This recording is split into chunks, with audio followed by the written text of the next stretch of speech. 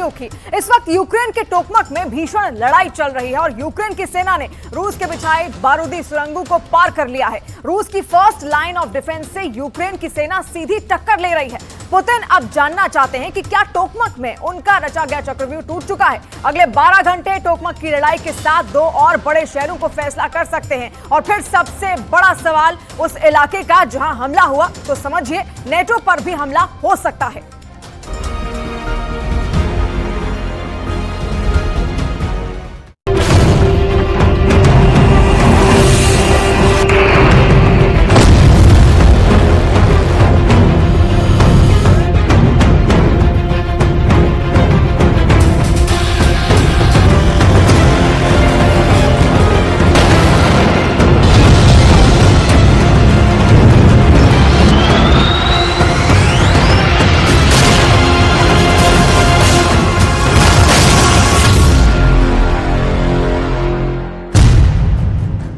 महायुद्ध की तराजू दोनों को तौल रही है, ज़ेलेंस्की की जिद को भी और पुतिन के हमले को भी। कभी पुतिन का पलड़ा भारी होता है, कभी ज़ेलेंस्की के पक्ष में युद्ध झुका हुआ दिखता है।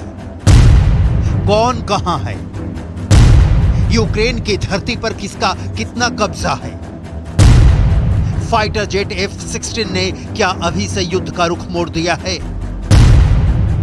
जंग की विभीषिका कीव टू मॉस्को की आवाम को अभी कितना डराएगी, अभी कितना सताएगी, अभी कितनी मौतें बांटेगी, अभी कितना जख्म देगी।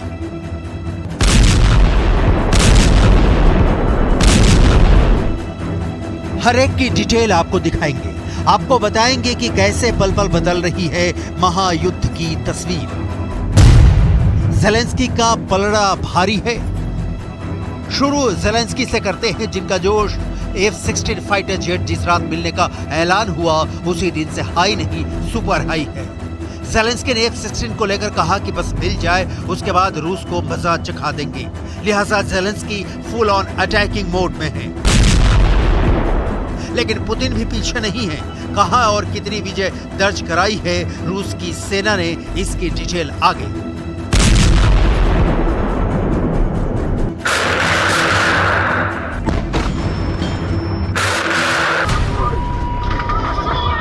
पहले यूक्रेन की सेना के टोकमाक में मूव करने की सबसे ताजा रिपोर्ट। यूक्रेन के दक्षिण मध्य में टोकमाक एक बहुत छोटा शहर है। टोकमाक ज़ेपोरिजिया ओब्लास्ट में पड़ता है। इस शहर का बहुत सामरिक महत्व है क्योंकि यह मेलिटोपोल तक पहुंचने का सीधा रास्ता है और मेलिटोपोल क्राइमिया का गेटवे है। मार्च 2022 से टोकमाक पर रूस की सेना का कब्जा है। करीब 30,000 की आबादी वाला टोकमाक इस वक्त ज़ेलेंस्की का टारगेट नंबर 1 है। इस शहर में ज़ेलेंस्की ने दोबारा कब्जे के लिए अभियान छेड़ दिया है।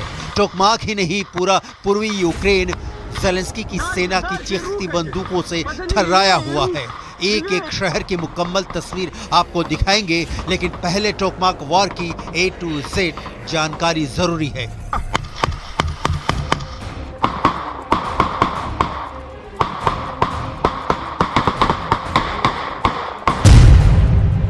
पश्चिमी मीडिया के मुताबिक टोकमाक के उत्तर में यूक्रेन की सेना ने रूस के बिछाए माइंस फील्ड को पहले पार किया और सीधा हमला रूस के फर्स्ट लाइन ऑफ डिफेंस पर बोल दिया।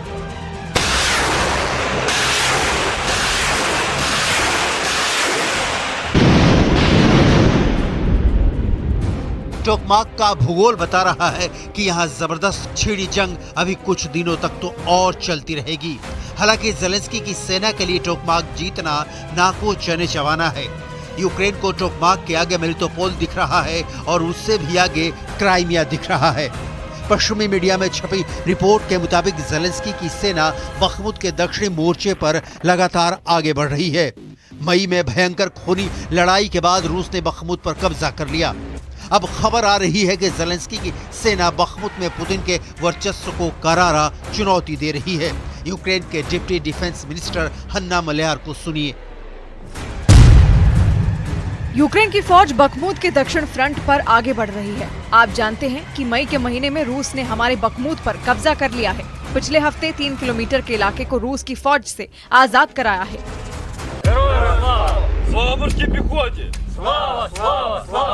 बखमुत में यूक्रेन का बढ़ना पुतिन की चिंता का बड़ा कारण है, लेकिन पुतिन इस हालात में बहुत कुछ कर पाने की स्थिति में नहीं है। हालांकि बखमुत इतनी जल्दी ज़ेलेंस्की पुतिन के हाथ से छीन कर नहीं ले जा सकते, लेकिन पुतिन की सेना की स्थिति काफी कमजोर दिख रही है। इस समय ज़ेलेंस्की ने जिन इलाकों में जबरदस्त काउंटर अटैक छेड़ दिया है, इस जोश का कारण हमने आपको F-16 के आने का जश्न है, जिसकी डिटेल आपको दिखाएंगे। उसके पहले उन इलाकों की पहचान जहां ज़ेलेंस्की की सेना ने तूफान पैदा कर दिया है। Lehman, सिवरेस्क, Sloviansk, Kramatorsk, Bakhmut, तोरेत्स्क, Marinka, अवदीविका, इन जगहों पर ज़ेलेंस्की की सेना बहुत जोरदार काउंटर प्रहार कर रही है। अमेरिका का मानना है कि ज़ेलेंस्की युद्ध में बहुत तेजी से तो नहीं, लेकिन बहुत धीरे ही सही लगातार आगे बढ़ रहे हैं। यह आसान नहीं है कि ज़ेलेंस्की की फौज रूस की माइंस लाइन को नाकाम कर आगे निकल गई। F-16 से खेला बदल गया।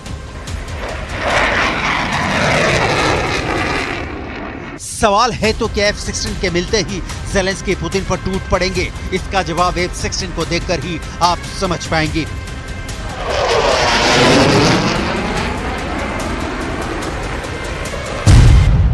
F-16 दुनिया का सबसे कामयाब फाइटर जेट विमानों में से एक है। इस विमान की गति 2400 किलोमीटर प्रति घंटा है। ये विमान चौथी पीढ़ी मल्टी रोल फाइटर जेट है। F-16 विमान का उत्पादन साल 1973 में अमेरिका में शुरू हुआ था। इस सिंगल इंजन एयरक्राफ्ट की अब तक 4600 से ज्यादा यूनिट बनाई जा चुकी है। वर्तमान में 3000 एयरक्राफ्ट अभी भी सेवा में हैं। मौजूदा समय में इस सिंगल इंजन एयरक्राफ्ट को 25 देशों की सेनाएं इस्तेमाल कर रही हैं।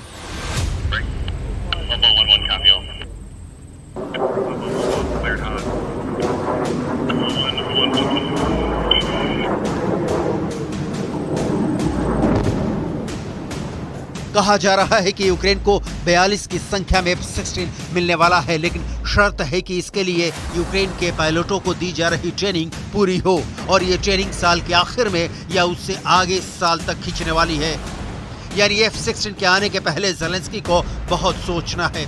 ऊपर से रूस का कहना है कि वो चैलेंजर टैंक तबाह कर चुके हैं, लेपर्ड टैंक का कचूमर निकाल चुके हैं, और अब परमाणु ताकत से लैस F-16 सामने आता है तो उसे भी नेस्तनाबूद कर देंगे।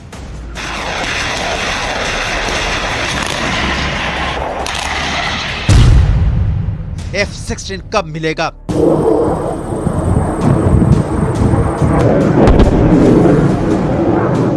तूफान की तरह उड़ता है F-16 फाइटर जेट। इसकी पावर और स्पीड आप देख चुके, लेकिन एक बात और जो इस लड़ाकू विमान को दूसरों से अलग बनाती है वो है इसका एडवांस होना। लेकिन F-16 देने की तारीख अटकी हुई है। रूस से यूक्रेन के बीच जब से युद्ध की शुरुआत हुई तभी से यूक्रेन पश्चिमी देशों पर लड़ाकू विमान मुहैया कराने के लिए दबाव डालता चला आ रहा है। यूक्रेन का कहना है कि लड़ाकू विमान मिलने से उसको रूस पर बढ़त बनाने में मदद मिलेगी। फरवरी 2023 में ब्रसेल्स में यूक्रेन के रक्षा मंत्री ओलेक्सी रेजनिकोव से पूछा गया कि उनके देश को सैन्य मदद की आवश्यकता है, तो उन्होंने एक लड़ाकू विमान की तस्वीर दिखाई थी। लड़ाकू विमान देने में देरी होने के पीछे ये भी एक कारण है कि अगर अमेरिका यूक्रेन को लड़ाकू विमान देता है तो रूस को गुस्सा आएगा और यह पुतिन को उकसाने वाला कदम हो सकता है। अमेरिका के इस कदम से युद्ध गंभीर मोड़ भी ले सकता है, लेकिन इसकी डिटेल आगे। अब ये F-16 की तैनाती देख लीजिए।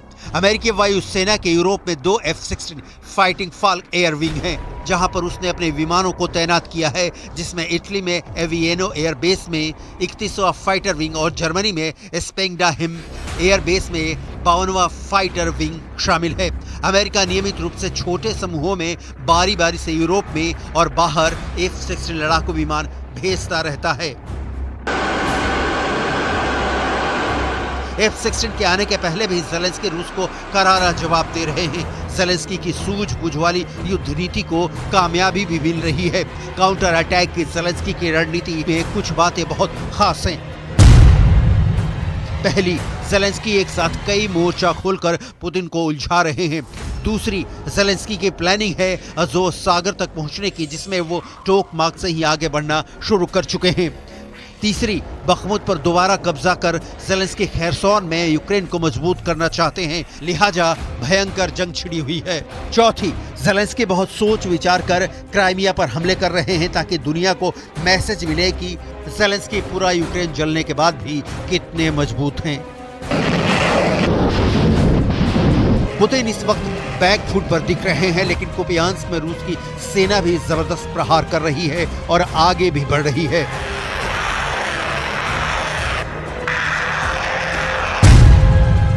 कुपियांस्क खार्किव रीजन में पड़ता है।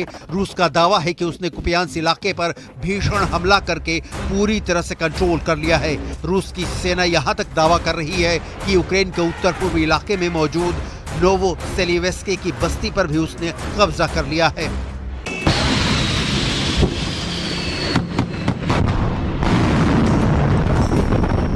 पुतिन के कब्जे में अभी यूक्रेन की 18% धरती है। ज़ेलेंस्की एक एक कर इन इलाकों पर नहीं बल्कि एक साथ 5 शहरों को टारगेट लेकर चल रहे हैं।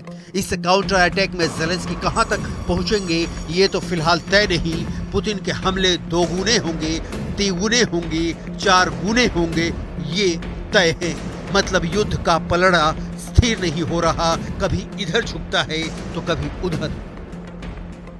अमेरिका का